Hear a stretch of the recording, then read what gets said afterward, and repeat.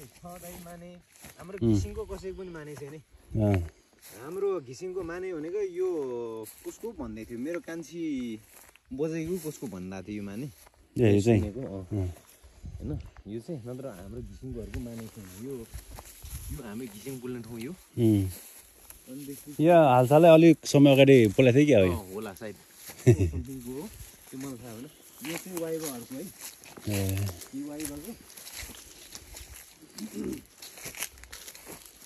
अनि वाइबा बोल्ने ठाउँ यो वाइबाहरु बोल्ने ठाउँ यहाँ वाइबाहरु अहिले पुलेको छैन वाइबाहरु धेरै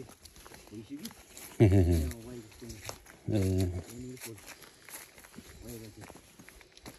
यो वाइबाको च्यान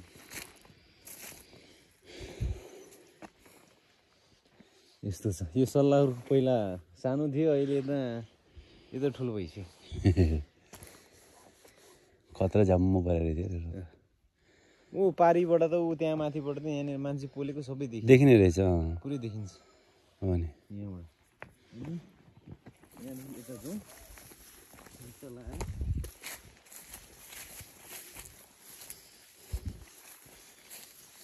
अघि तपाईँलाई मैले देखाएको थिएँ नि परबाट जग्गा यही तल हो यही तल हो तल यो तलको खोला भनेको हामी पहिला पौडी खेल्न जाने खोला हो अहिले सानो छ त्यो एकदम ठुलो थियो पहिला भयङ्कर ठुलो थियो त्यो त्यहाँबाट हामी हिँडेर जान्थे हिँडेरै आउँथे आँप खान जानुपर्ने ठाउँ त्यहाँ हाम्रो आँप खान जाने ठाउँ तल खोलामा एकदम नजिक देखिन्छ तर टाढा छ जान्दैन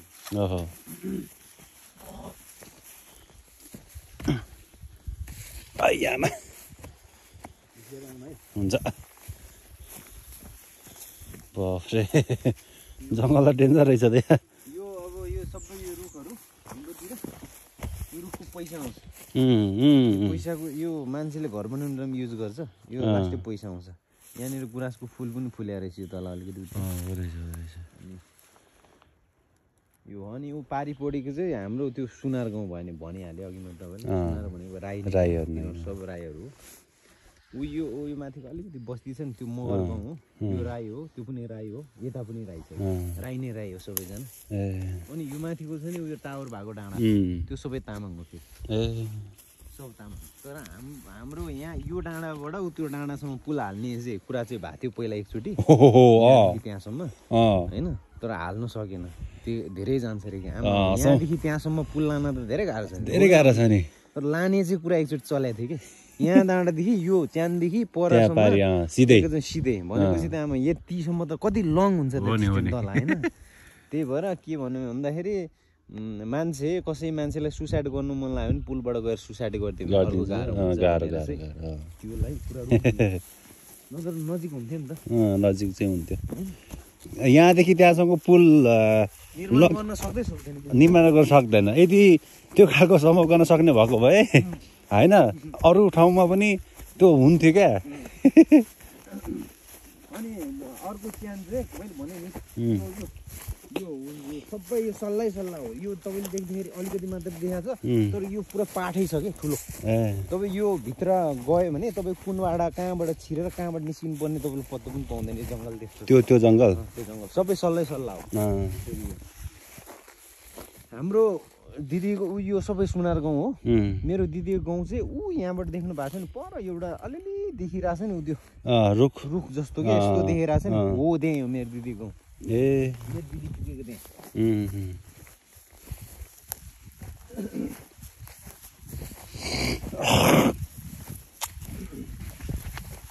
दिदीलाई भगाएर लिएर जाने फेरि यही बाटो हो अरे यही जङ्गलकै बाटो घाँस काटेको ठाउँबाटै भगाउनु भयो क्या हो घरबाटै भगाएर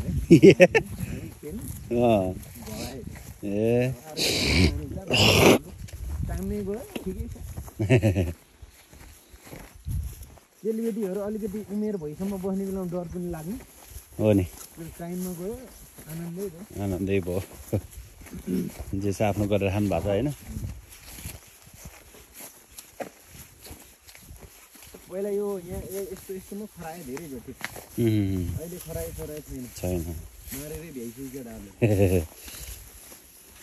अब आज फेरि अब पहिलो सुरु मेरो भाइ आएको थियो गाउँमा अब आज फेरि अर्को पनि आउँछ अरे अर्को पनि आउँछ अरे 6-7 जना ग्याङ हुन्छ 6-7 जना ग्याङ भयो भने यिनीहरू फेरि यो घुम्ने होला घुम्छ यिनीहरू बन्दुक लिएर घुम्छ के लिएर घुम्छ घुम्न चाहिँ घुम्छ बाउबाट बन्दुक छ नि सबै चाहिँ ए तर कहाँनिर राखेको बुढाले तर बुढाले दिनु मैले भन्नु भनेपछि दिन्छ नत्र दिँदैन अरूलाई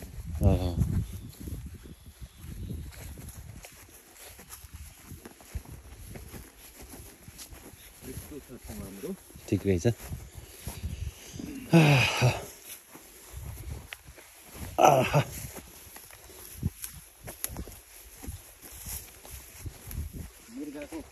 गु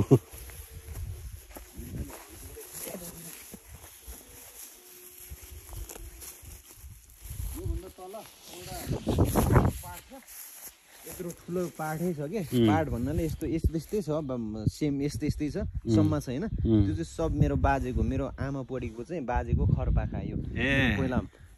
बारिने थियो अरे पछाडि बाजे पनि छैन बजे पनि छैन नि त मामा एउटा थियो मामा कता मामा थाहा छैन अहिले हाम्रो बिहे गर्ने बेलामा पनि मामाको अलिकति अप्ठ्यारो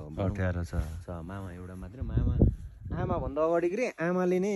चिन्दैन अरे भेट्यो भने चिन्दैन भनेपछि सानोमै गएको अरे अहिलेसम्म आमा आएको छैन सबै हाम्रै बाबाले गरिरहेको त्यही त अघि भन्नुभएको थियो तपाईँको बुवाले बाको ससुराको क्रिया पनि हाम्रो बाबाले नै गर्यो गर्नु पर्यो हजुरआमाको पनि हाम्रो बाबाले नै गर्यो कि अरे मामा आएको छैन मामाको जग्गा पनि कमाउनु चाहिँ कमाइरहेको छ आएको चाहिँ छैन उहाँ नआउने नै भएर बस्नु भयो होला नि मामा मैले कुरा सुन्ने अनुसारले घाटले घुटुक सुन्ने अनुसारले कमिनी ल्याएर बसेको छ अरे भन्ने कुरा चाहिँ सुने हो के कति सही हो देखाएको छैन आँखाले आँखाले नदेखिसम्म मान्छेलाई प्रुभ गर्न पनि सकिँदैन त्यही हो सल्लाहहारी भने चाहिँ यहाँबाट स्टार्टिङ हुन्छ कि यहाँदेखि पुरै सल्लाह हो यो सबै यो वर्षमा एकचोटि मात्रै फुल्छ दौराको लागि सिउँलाको लागि एकचोटि फुल्छ अरू बेलामा बाख्रा भैँसीहरू होइन बाख्रा गोरु चराउनु पाइयो तर अनावश्यक दौरा सौरा सिउँला के ल्याउनु पाउँदैन मतलब जरिमाना हुन्छ जरिमाना कति हान्छ एक भारी ल्याएको मिनिमम 4,000-5,000 कति हान्छ यो सामुदायिक वन हो कि सामुदायिक वन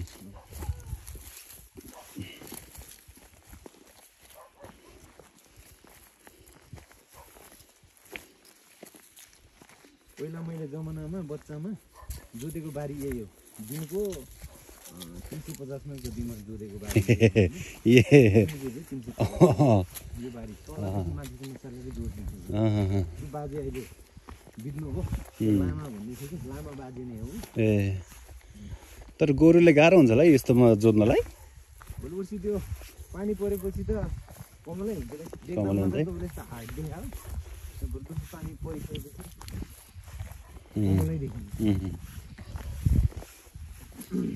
तर एकजना घरमा एक हल गोरु चाहिँ अनिवार्य राखेकै हुन्छ त्यो भैँसीलाई इम्पोर्टेन्ट दिँदैन तर हल गोरुलाई चाहिँ इम्पोर्टेन्ट हुनै पर्यो एकजना घरमा चाहिँ हुनै पर्यो किनकि अब पानी छट्ट परेर जोत्नुपर्ने बेला सबैको जोत्ने हुनसक्छ सबैको जोत्ने बेला हुन्छ त्यही भएर यो तलको यो जुन छ नि यति चाहिँ सबै वाइबाहरू हो वाइबा 30-15 घर जति होला अनि सब वाइबाहरू निबुवारे छन् नि बाजेको मेरो बाउको चाहिँ अङ्कलको यो